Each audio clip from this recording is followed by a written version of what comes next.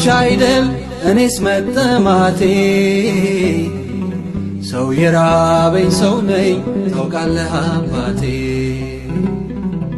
ሀገሩን አቋርጠ ሰፈሬ ባትመጣ እድሜ ያልቅ ነበር ከቤቴ ሳልወጣ ይቅር በይ አስታዋሼ እልሃለሁ ሰው ባጣ ሰው ለሆንከኝ ዘምራለሁ ሰው ሰውን በንግግሩ ያደማል እግዚአብሔር በዝምታ ያክማል እኛ በአደባባይ በግፍ በፈረድነው